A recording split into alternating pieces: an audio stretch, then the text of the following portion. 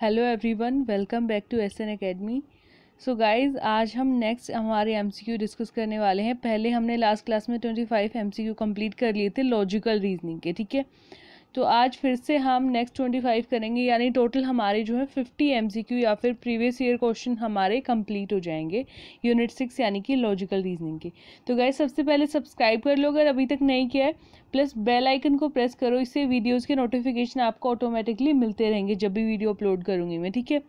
तो अब आपको बता दूँ पहले कि जो यूनिट 4 यानी कम्युनिकेशन वाली है वो कंप्लीट हो चुकी है, उसके एमसीक्यूज़ भी हम लोग कर चुके हैं।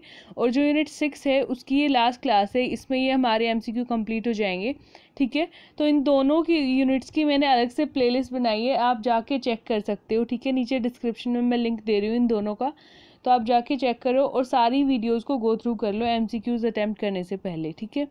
इसमें मैंने सारा सिलेबस न्यू अपडेटेड सिलेबस के अकॉर्डिंग करवाया है, तो आप इनको अच्छे से देख लो एक बार, ठीक है। तो चलो अब स्टार्ट करते हैं। हमारा नेक्स्ट क्वेश्चन था 26 नंबर क्वेश्चन, ठीक है। तो इसमें क्या गिवन है, when subject and predicate of both the premise are the same but they differ in quality only, it is known as. अब देखो, ऐसी जो हमारी कौन सी प्रीमाइस होती है जिसमें when they both the premise are same but they differ in quality only, सिर्फ क्वालिटी में डिफर करती हैं जो।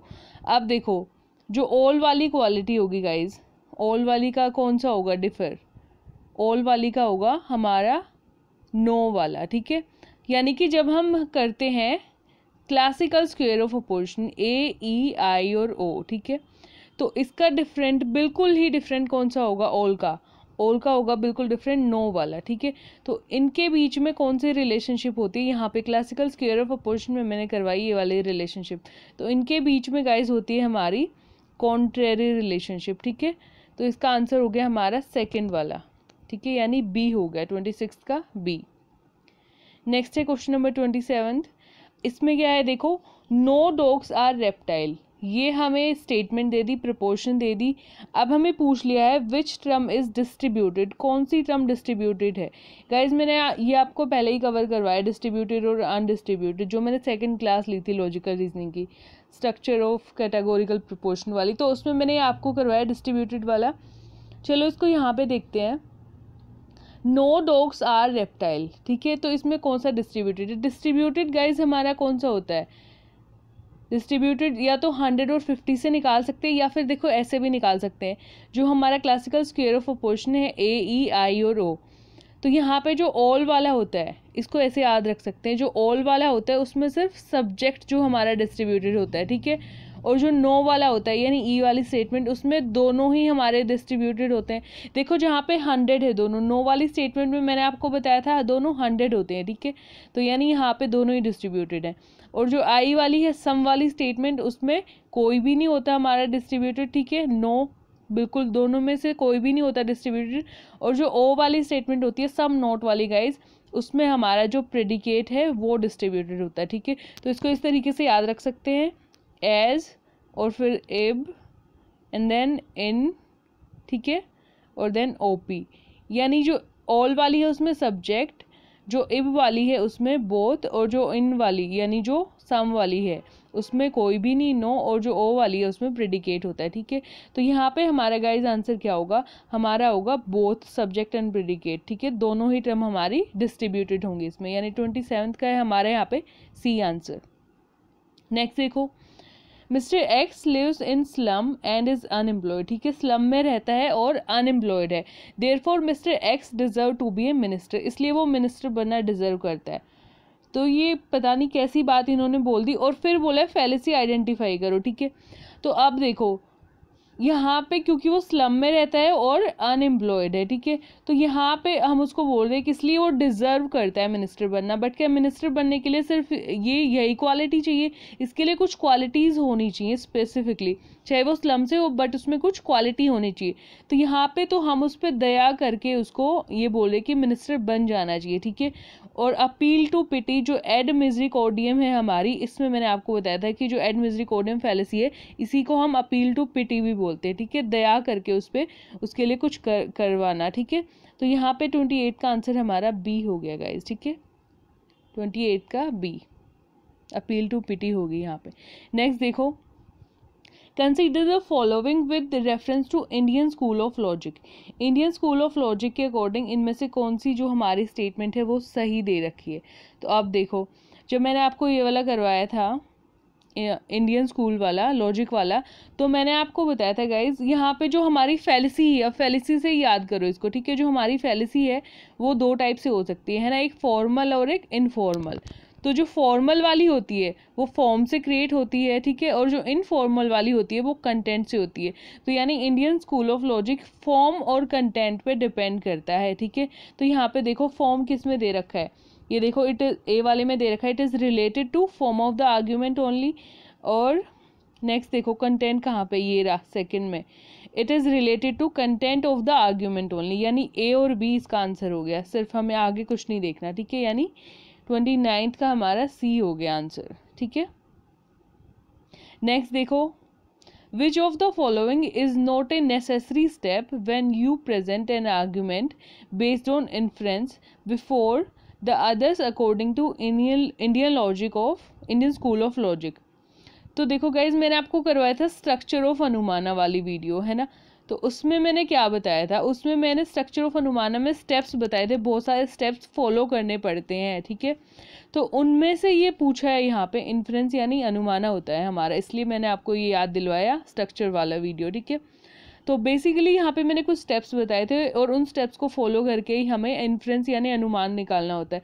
अब पूछ रहा है कि नॉट नेसेसरी, कौन सा स्टेप है जो नेसेसरी नहीं है। अब देखो, निगमना था उसमें, ठीक है, उपनया भी था, उदाहरणा भी था, बट जो उपमाना है वो अलग से एक सोर्स ऑफ नॉलेज है। जैसे अनुमाना यानी इन्फ्रेंस एक सोर्स ऑफ नॉलेज है गाइज, वैसे उपमाना का भी एक अलग से सोर्स ऑफ नॉलेज है ये भी, ठीक है। तो इसलिए इसका आंसर हो गया यहाँ पे बी, क्योंकि ये इररिलेवेंट है इससे बिल्कुल ही, ठीक है। तो यानी क्वेश्चन नंबर 30 का हो गया हमारा बी वाला। नेक्स्ट देखो, converse of all cats are mammals, converse पूछ लिया है इसका, ठीक है। तो कन्वर्स कौन सा होता है, जहाँ पे जो हमारे सब्जेक्ट और प्रेडिकेट है वो चेंज हो जाते हैं, ठीक है। क्वांटिटी सेम रहती है, सब्जेक्ट प्रेडिकेट चेंज हो जाते हैं, यानी इसका हो जाएगा ऑल मैमल्स आर कैट। तो देखो कहाँ पे गिवन है, ऑल मैमल्स आर कैट, ये डी वाले ऑप्शन में गिवन है, ठीक है। तो इसका आंसर हो गया हमारा डी। नेक्स्ट देखो, अब which one of the following is true with reference to अनुपलब्धि as a means of knowledge, ठीक है। इसमें पूछ रखा है कि कौन सी बात ट्रू है अनुपलब्धि को लेके। अनुपलब्धि में क्या बताया था, इसमें बताया था कि जो चीज़ प्रेजेंट नहीं है उसके बेसिस पे हम अनुमान लगा लेंगे थे, उसके बेसिस पे हम आइडेंटिफाई कर लेंगे कि ये ऐसे हुआ है, ठीक है। तो यहाँ पे देखो अनुपलब्धि में क्या होता है, बेसिकली अभी क्या क्या क्या बताया मैंने, कि जब कोई चीज़ प्रेजेंट नहीं होती तो उसके अब्सेंस के बेसिस पे हम कंक्लूजन निकालते, ठीक है। तो यहाँ पे देखो, I infer the absence of pot on the table since I do not found it to be there, ठीक है। तो मैंने यहाँ पे ये बोल रहा है कि मैंने अब्सेंस के बेसिस पे कि टेबल पे पॉट नहीं था, तो उसके अब्सेंस के बेसिस पे मैंने ये अनुमान लगाया, ठीक है। तो इसलिए इसका आंसर होगा सी वाला। नेक्स्ट देखो, question number 33, consider the following statement and choose right option. इनमें से हमें राइट ऑप्शन चूज करना है, ठीक है। बहुत सारी दिए हुए तो हमें कोड्स आइडेंटिफाई करने, कौन सा कोड सही है कौन सा नहीं। अब देखो पहला है हमारा, middle term should be distributed in at least one premise. हाँ जी, बिल्कुल सही है ये। क्यों, मैंने आपको बताया था ना कि जो मिडल टर्म है कम से कम एक जगह 100 होनी चाहिए, है ना, यानी डिस्ट्रीब्यूटेड यानी 100। तो हाँ जी ये सही है। नेक्स्ट देखो, middle term should be present in conclusion. जी नहीं, ये गलत है, कंक्लूजन में थोड़ी ना होती है हमारी मिडल टर्म। अब नेक्स्ट देखो, both premise can be particular in valid argument. ये कोई ज़रूरी चीज़ तो नहीं है। Both premise can be negative, ये भी ज़रूरी नहीं है, पॉजिटिव भी हो सकती है और नेगेटिव भी हो सकती है। यानी बचा क्या हमारा, सिर्फ ए वाला, सिर्फ 1 वाला, ठीक है। तो देखो ऑप्शन में सी में हमें गिवन है ओनली 1, इसका आंसर हो गया हमारा सी। नेक्स्ट देखो, if it rains then the drought will end, ठीक है। अगर बारिश होगी तो सूखा जो पड़ रहा है वो ख़त्म हो जाएगा, ठीक है। अब फिर नेक्स्ट स्टेटमेंट में बोल रही हूँ, द ड्रॉट हैज़ एंडेड, ख़त्म हो गया, देयरफॉर इट रेन। अब देखो होना तो कैसे चाहिए था कि बारिश हुई और जो डॉट है हमारा वो ख़त्म हो गया, ठीक है। होना तो ऐसे चाहिए था, बट हुआ कैसे, ये कुछ अलग ही दे दिया इन्होंने, गलत दे दिया, ठीक है। यानी होना तो डिक्रीजिंग ऑर्डर में चाहिए था, बट हुआ नहीं। तो हमसे पूछ लिया कि identify the type of fallacy, कौन सी फैलेसी है, यानी होना तो डिडक्टिव में चाहिए था, डिक्रीजिंग ऑर्डर में चाहिए था। तो यानी कि यहाँ पे हमारा आंसर हो गया डिडक्टिव फैलेसी। यानी जब डिक्रीजिंग ऑर्डर वाला रूल हम फॉलो नहीं करते तो वहाँ पे कौन सी फैलेसी होती है। फैलेसी की मैंने 3 क्लास लिए हैं गाइस, जाके उनको देख लो एक बार, अच्छे से क्लियर हो जाएगा, ठीक है। तो जो डिडक्टिव फैलेसी हमारा ये आंसर हो गया हम यहाँ पे ए, 34th का ए। नेक्स्ट देखो जी, क्वेश्चन नंबर 35।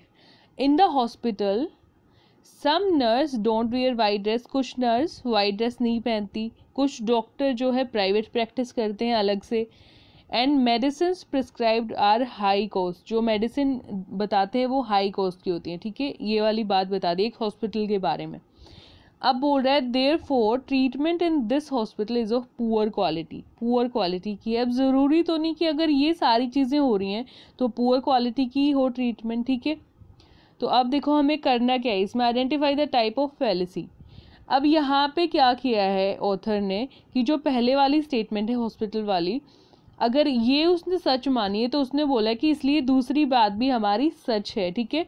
या तो इसका आंसर हुआ हमारा स्लिपरी स्लोप। कैसे, वो सुनो कि जब हम अज्यूम करते हैं कि अगर एक चीज़ एक्सेप्ट करेंगे तो दूसरी भी एक्सेप्ट करनी ही पड़ेगी, यहाँ पे ऑथर ने यही किया है, पहली चीज़ एक्सेप्ट कर ली तो दूसरी करनी ही पड़ रही है उसको, ठीक है। तो इसलिए यहाँ पे जो हमारी फैलेसी है गाइस वो होगी स्लिपरी स्लोप, यानी इसका आंसर हो गया बी। नेक्स्ट देखो question number 36। Which one of the following is characteristics feature of an argument. जब मैंने आपको स्ट्रक्चर ऑफ आर्ग्यूमेंट करवाया था जो हमारी पहली क्लास की आई थिंक लॉजिकल रीजनिंग की, तो उसमें मैंने आपको बताया था गाइस कि जो एक आर्ग्यूमेंट होता है हमारा वो कभी भी ट्रू या फॉल्स नहीं बोलते हम उसको सिर्फ वैलिड या इनवैलिड ही बोल सकते हैं, ठीक है। तो यहाँ पे देखो इट इज़ ईदर वैलिड और इनवैलिड, यही इसकी कैरेक्टरिस्टिक्स होती है एक आर्ग्यूमेंट की कि वो या तो वैलिड होगा या इनवैलिड, ठीक है। तो इसका आंसर हो गया हमारा ए। नेक्स्ट देखो question number 37। The following are some characteristics of reasoning, कुछ कैरेक्टरिस्टिक्स दे रखी है रीजनिंग की, ठीक है।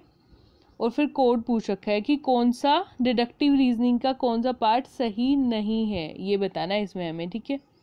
तो यहाँ पे देखो the conclusion must be based on observation and experiment. तो क्या ऐसा मैंने बताया था डिडक्टिव रीजनिंग करवाई जब?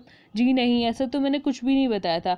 तो डिडक्टिव रीजनिंग जो है हमारी ऑब्जर्वेशन और एक्सपेरिमेंट पे डिपेंड नहीं करती है, ठीक है। वो किस पे करती है कि उसमें क्या होता है बेसिकली डिडक्टिव रीजनिंग में कि अगर हमारी प्रीमाइस ट्रू है तो कंक्लूजन ट्रू होगा, प्रीमाइस फॉल्स है तो कंक्लूजन भी फॉल्स होगा। यानी बेसिकली यहाँ पे क्या हो रहा है, जो हमारी प्रीमाइस है उसी पे फॉलो हो रहा है कंक्लूजन हमेशा। ये ट्रू है तो कंक्लूजन ट्रू है, और अगर प्रीमाइस फॉल्स है तो कंक्लूजन भी फॉल्स है। तो ये वाला था इसमें, बट ये वाला तो ऐसा तो कुछ भी नहीं था कि ऑब्जर्वेशन और एक्सपेरिमेंट पे बेस्ड होती है, यानी इसका आंसर। और यहाँ पे पूछ रखा है हमें नॉट ए कैरेक्टरिस्टिक, तो इसलिए इसका आंसर हो गया यहाँ पे ए वाला, ठीक है। नेक्स्ट देखो, if two standard form categorical proportion with the same subject and predicate are related in such a manner, ठीक है। हमारी दो स्टैंडर्ड फॉर्म यानी जो ए, ई, आई और ओ हैं उनमें से कोई दो कैटेगोरिकल प्रोपोर्शन में सेम सब्जेक्ट और प्रेडिकेट हैं और किस मैनर में रिलेट करती हैं वो देखो। When one is undetermined the other must be determined, ठीक है। जब मैंने आपको क्लासिकल स्केल ऑफ प्रोपोर्शन करवाया था गाइज, उसमें मैंने ये करवाया था, ठीक है।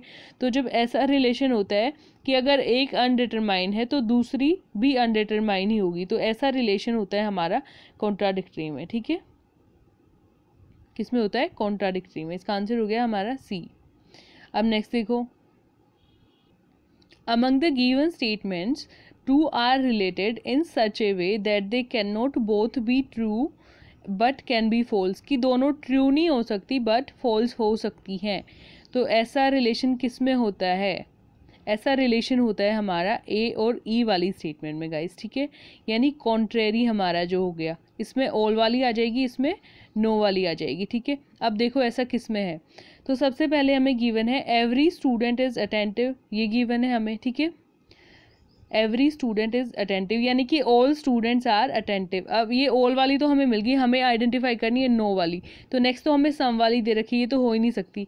अब इससे नेक्स्ट देखो, स्टूडेंट्स आर नेवर अटेंटिव, कि स्टूडेंट्स कभी भी अटेंटिव नहीं होते, ठीक है।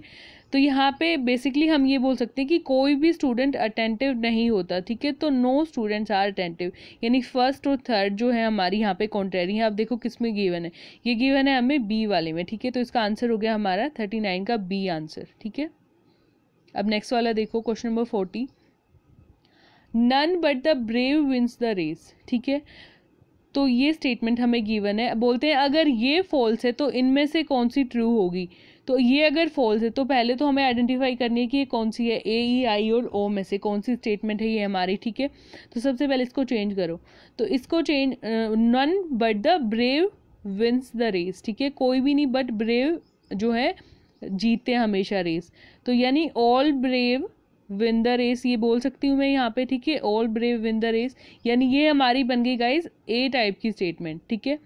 तो जो अब ए टाइप की स्टेटमेंट है, अगर इसको हम ट्रू मानेंगे तो हमारी फॉल्स कौन सी होगी गाइज, आइडेंटिफाई करो इसको। अगर ए वाली सही है तो जो हमारा क्लासिकल स्केल ऑफ अपोजिशन है वो ऐसे था, ठीक है। तो अगर इसको ट्रू मानेंगे तो कॉन्ट्राडिक्टरी वाली फॉल्स हो जाएगी डायरेक्ट हमारी, ठीक है। एक तो ये वाली हो जाएगी, ये वाली भी हो सकती है, बट ऑप्शन में हमें यही गिवन है, ओ वाला, ठीक है। तो ओ वाली स्टेटमेंट देखो अब कहाँ पे गिवन है, ये रही सम नॉट वाली, some persons who win the race are not brave, इसका आंसर हो गया बी, ठीक है। नेक्स्ट देखो question number 41, pre-employment testing of teacher is quite fair because doctors, architects and engineers who are now employed had to face such a testing, क्योंकि इन सबको testing face करनी पड़ती है, इसलिए प्री एम्प्लॉयमेंट टेस्टिंग जो टीचर की है वो भी बहुत ज़रूरी है, ये बोला है यहाँ पे। तो बेसिकली हम यहाँ पे क्या कर रहे हैं, कंपेयर कर रहे हैं, ठीक है। इसको इसके साथ, टीचर को बाकी सबके साथ हम कंपेयर कर रहे हैं। हमें क्या करना है यहाँ पे, identify the type of argument, ठीक है। तो यहाँ पे हम क्योंकि कंपेयर कर रहे हैं गाइज, तो इसलिए यहाँ पे ये एनालॉजिकल हमारा हो गया, क्योंकि एनालॉगी में ही कंपेयर करते हैं। लास्ट क्लास में मैंने आपको कितने सारे क्वेश्चन बताए इसके एनालॉगी के, ठीक है। तो कंपेयर हम एनालॉगी में ही करते हैं। अब नेक्स्ट देखो, given below two proposition are related in such a way, नीचे दी गई प्रपोर्शन में से दो इस तरीके से रिलेट करती हैं that they can both be true, दोनों ट्रू हो सकती हैं, although they can not be false, but false वो हो नहीं सकती, ठीक है। तो आप देखो ए, ई, आई और ओ, ठीक है। क्लासिकल स्केल ऑफ अपोजिशन में मैंने ये सारे आपको करवाए हुए हैं कि किस टाइप का रिलेशन होता है और कैसे कैसे रिलेशन होता है इनका, ठीक है। तो गाइज जब हम सम और सम नोट की तरफ जाते हैं, ठीक है, सम वाली होगी आई वाली और सम नोट वाली कौन सी होगी, ओ वाली। तो यहाँ पे जो रिलेशन होता है सब कॉन्ट्रेरी, उसमें हम बोलते हैं कि दोनों ट्रू हो सकते हैं बट दोनों फॉल्स नहीं हो सकते, ठीक है। तो यहाँ पे कौन सा सब कॉन्ट्रेरी हो गया, ये वाला। यानी अब इसमें आइडेंटिफाई करना है हमें सम और सम नोट वाली। तो सबसे पहले सम वाली हमें गिवन है यहाँ पे, ये देखो सम प्री स्टार कनिंग। अब इसकी ये सम वाली तो होगी, सम नोट वाली देखो some pre star not cunning, ये फोर्थ वाला, ठीक है। यानी जो फर्स्ट और फोर्थ है उनका सब कॉन्ट्रेरी है और वही इस टाइप की प्रोपोर्शन है, ठीक है। और ये किस में गिवन है हमारा, डी में, ठीक है। तो यानी 42 का हमारा हो गया डी आंसर। अब नेक्स्ट देखो, a cluster of proportion with a structure that exhibit some inference, एक क्लस्टर ऑफ प्रोपोर्शन यानी गुच्छा स्टेटमेंट का, यानी 2 या 3 हो सकती हैं, ज़्यादा भी हो सकती हैं, और विद ए स्ट्रक्चर जिनका एक स्ट्रक्चर होता है, ठीक है, और जिससे वो इन्फ्रेंस यानी कंक्लूजन निकालती हैं, उसको हम क्या बोलते हैं। अब कुछ स्टेटमेंट होती हैं, ठीक है, और फिर उनका स्ट्रक्चर होता है जिससे वो कंक्लूजन निकालती है, तो इसको हम बेसिकली क्या बोलते हैं गाइज, इसको हम आर्ग्यूमेंट बोलते हैं। क्या बोलते हैं, आर्ग्यूमेंट, ठीक है। तो इसका आंसर हो गया बी हमारा, ठीक है। अब नेक्स्ट देखो क्वेश्चन नंबर 44, असर्शन और रीज़न का ये हमारा क्वेश्चन है गाइज। तो असर्शन में गिवन है नो मैन इज़ परफेक्ट, कोई भी आदमी परफेक्ट नहीं है। रीज़न में गिवन है सम मैन आर नॉट परफेक्ट, ठीक है। अब देखो ऑप्शन हमें क्या गिवन है, तो both assertion and reason are true. हाँ जी, ये हो सकता है ट्रू जब हम हमारा करते हैं क्लासिकल स्केल ऑफ अपोजिशन। तो यहाँ पे ये ए वाला है, ये ओ वाला है, सम नो वाली और सम नोट वाली हमें गिवन है, ठीक है। तो ये दोनों ट्रू हो सकते हैं एक टाइम पे, ठीक है। तो आप देखो दोनों ट्रू हो सकते हैं, but R is not sufficient explanation for A. हाँ जी, ये बिल्कुल सही है, ये कोई एक्सप्लेनेशन तो नहीं हुई असर्शन के लिए, ये कोई एक्सप्लेनेशन नहीं है कि कुछ आदमी परफेक्ट नहीं है, ठीक है। तो इसका आंसर ए ही हो गया, हमें आगे जाने की ज़रूरत नहीं है, इसका आंसर हो गया हमारा ए। ठीक है। अब नेक्स्ट देखो, नो मैन आर ऑनेस्ट, कोई भी आदमी ऑनेस्ट नहीं है। अगर इसको हम फॉल्स मान लेंगे, जब भी हमें सिंगल स्टेटमेंट होती है हम कहाँ जाएंगे, क्लासिकल स्क्वायर ऑफ अपोजिशन पे जाएंगे सीधा, ठीक है। तो यहाँ पे हमें गिवन है ई टाइप की स्टेटमेंट, ठीक है। तो अब क्या करना है हमें, अगर इसको फॉल्स मानेंगे गाइस तो ट्रू कौन सा होगा हमारा, ट्रू होगा जिसका कॉन्ट्राडिक्टरी होता है, यानी सम वाला। तो सम मैन आर ऑनेस्ट इसका आंसर होगा, ठीक है। तो ये गिवन है हमारा बी में, तो इसका आंसर हो गया हमारा बी। अब नेक्स्ट देखो, question number 46, if we want to seek new knowledge of facts about the world. जब हम न्यू नॉलेज की बात करते हैं, किसी वर्ल्ड में किसी नए फैक्ट के बारे में, नई नॉलेज के बारे में जब हम सर्च करते हैं, we must rely on the reason of type. हमें किस टाइप की रीजनिंग पे बेस्ड होना पड़ता है। तो गाइज मैंने आपको लास्ट क्लास में भी एक ऐसा क्वेश्चन आता है, मैंने आपको बताया था इंडक्टिव। इंडक्टिव में क्या होता है, इनसे हमें याद रखना है इनोवेशन, ठीक है। इनोवेशन यानी कुछ भी नई नॉलेज, कोई नया फैक्ट हो गया हमारा, तो वो सारा इंडक्टिव रीजनिंग से हमारा रिलेट करता है। तो इसका आंसर हो गया ए वाला, ठीक है। अब नेक्स्ट देखो, ए डिडक्टिव आर्ग्यूमेंट इज इनवैलिड। एक डिडक्टिव आर्ग्यूमेंट जो है इनवैलिड होता है, कब होता है वो इनवैलिड, जब उसका कंक्लूजन हमेशा फॉलो नहीं करता प्रीमाइस को, ठीक है, तब वो इनवैलिड हो जाता है। जब उसका कंक्लूजन हमेशा फॉलो करता है तो वो क्या होता है, वैलिड होता है ना। डिडक्टिव से ही तो रिलेट करता है हमारा वैलिड रीजनिंग, है ना। तो वैलिड में क्या होता है, जो हमारा कंक्लूजन होता है वो हमेशा प्रीमाइस को फॉलो करता है, ठीक है। बट अगर नहीं करेगा तो वो इनवैलिड हो जाएगा, ठीक है। तो यहाँ पे इसका आंसर हो गया ये वाला, it's premise are true but conclusion is false. यहाँ पे प्रीमाइस ट्रू है, कंक्लूजन फॉल्स है, तो ये फॉलो नहीं कर रहा है प्रीमाइस को, इसलिए यहाँ पे ये इनवैलिड हो जाएगा, ठीक है। इसका आंसर हो गया हमारा बी। अब नेक्स्ट देखो, inductive reasoning is grounded on. जो हमारी इंडक्टिव रीजनिंग है वो किस पे डिपेंड करती है गाइस, जो हमारी इंडक्टिव रीजनिंग होती है उसका एक ही प्रिंसिपल होता है, वो होता है यूनिफॉर्मिटी ऑफ नेचर, ठीक है। इंडक्टिव रीजनिंग से हमें ये याद रखना है, यूनिफॉर्मिटी ऑफ नेचर के प्रिंसिपल पे काम करती है इंडक्टिव रीजनिंग, ठीक है। तो इसका आंसर हमारा हो गया सी। अब नेक्स्ट देखो, identify the statement which are contradictory to each other. हमें ऐसी स्टेटमेंट आइडेंटिफाई करनी है जो कॉन्ट्राडिक्टरी हैं एक दूसरे से। Classical square of opposition draw करेंगे, कॉन्ट्राडिक्टरी होता है ई और आई का और ए और ओ का हमारा, ठीक है। तो यहाँ पे देखो, ऑल पोइट्स आर फिलोसोफर, ये हमारा गिवन है, ठीक है। और फिर सम पोइट्स आर फिलोसोफर, यानी ये वाली गिवन है, ये वाली गिवन है, और सम नॉट वाली गिवन है, ठीक है। और नो वाली, no philosopher is a poet. अब देखो यहाँ पे लास्ट में फिलोसोफर यहाँ पे पहले आ गया, यानी ये तो रिलेट ही नहीं करता इनसे, यानी बचा के हमारे पास फिर ए और ओ वाली स्टेटमेंट, ऑल वाली और सम नोट वाली, यानी फर्स्ट और थर्ड। अब देखो किस में फर्स्ट और थर्ड, सी में है, ठीक है। तो हमारा आंसर हो गया यहाँ पे सी। अब नेक्स्ट देखो, लास्ट क्वेश्चन है गाइज हमारा आज का, wise man are hardly afraid to death, ठीक है। तो इसको दिया है और पूछा है is contradicted to which statement, इसका कॉन्ट्राडिक्टरी हमें आइडेंटिफाई करना है। तो पहले तो हमें इसी स्टेटमेंट को आइडेंटिफाई करना पड़ेगा कि ये किस टाइप की है, क्योंकि ये पढ़ने के बाद क्लियर नहीं हो रहा, ठीक है। तो हमारी 4 टाइप की स्टेटमेंट हो सकती हैं, ए ई आई और ओ। तो आइडेंटिफाई करो कि किस टाइप की स्टेटमेंट है, इसको हम चेंज करेंगे, चेंज करके हम इसको बना लेंगे। देखो हम यहाँ पे बोल रहे हैं wise man are hardly afraid to death, तो यानी वाइज मैन के साथ ऑल का यूज तो नहीं हुआ, ठीक है। तो यहाँ पे सम हो जाएंगे, सम वाइज मैन, ठीक है। और are hardly afraid to death, ठीक है।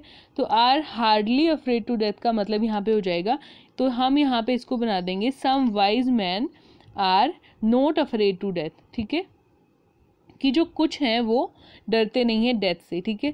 तो इसको मैंने बना दिया सम नोट वाली स्टेटमेंट, ठीक है। सम नोट वाली, सम नोट वाली कौन सी होती है हमारी, ये वाली, ठीक है। तो अब इसका अगर इसको हम ट्रू मानेंगे तो फॉल्स ये वाली हो जाएगी, अगर इसको फॉल्स मानेंगे तो ये वाली ट्रू हो जाएगी बेसिकली, ठीक है। तो हमें क्या आइडेंटिफाई करना था, कॉन्ट्राडिक्टरी तो आइडेंटिफाई करना था, ठीक है। तो अब देखो ऑल वाली कहाँ गिवन है, ये गिवन है यहाँ, all wise man are afraid to death, ठीक है। और हमने क्या बनाया था, some wise man are not afraid to death, इस स्टेटमेंट का हमने कन्वर्ट करके बनाया था, ठीक है। तो यहाँ पे इसका आंसर हो गया गाइस बी वाला, ठीक है। तो गाइस सबसे पहले तो सब्सक्राइब कर दो, अभी तक भी नहीं किया है, बेल आइकन को प्रेस करो, वीडियोस के नोटिफिकेशन मिलेंगे, ठीक है। ये वाली यूनिट हमारी 6th वाली कंप्लीट हो चुकी है गाइज। बिल्कुल इसकी सारी वीडियोस आपको मिल जाएंगी, नीचे जाके देखो डिस्क्रिप्शन में लिंक गिवन है प्लेलिस्ट 6 का, ठीक है। सारी वीडियोस, सारा सिलेबस मैंने वीडियोस के थ्रू कवर यहाँ पे करवा दिया है आपको। अब जो नेक्स्ट यूनिट हम स्टार्ट करने वाले हैं वो है हमारी सेकेंड यूनिट गाइज, जो हमारी रिसर्च एप्टीट्यूड की है, ठीक है। तो उसको हम कल से स्टार्ट करेंगे। तो शेयर कर दो गाइज चैनल को ज़्यादा से ज़्यादा फ्रेंड्स के साथ अपने, ठीक है। लाइक कर दो वीडियो को अगर समझ आ रहा है। अगर नहीं समझ में आ रहा है तो आप कमेंट सेक्शन में अपने डाउट पूछ सकते हैं, ठीक है। टेलीग्राम चैनल पे जा सकते हैं, PDF मिलेगी यहाँ पे आपको, SN Academy UGC नेट से सर्च करना आप, ठीक है। तो सारी PDF में हर वीडियो के बाद वहाँ पे PDF डालती हूँ। तो गाइज ठीक है, आज के लिए इतना ही। कल से हम स्टार्ट करने वाले हैं unit number 2 research aptitude. Thanks for watching guys.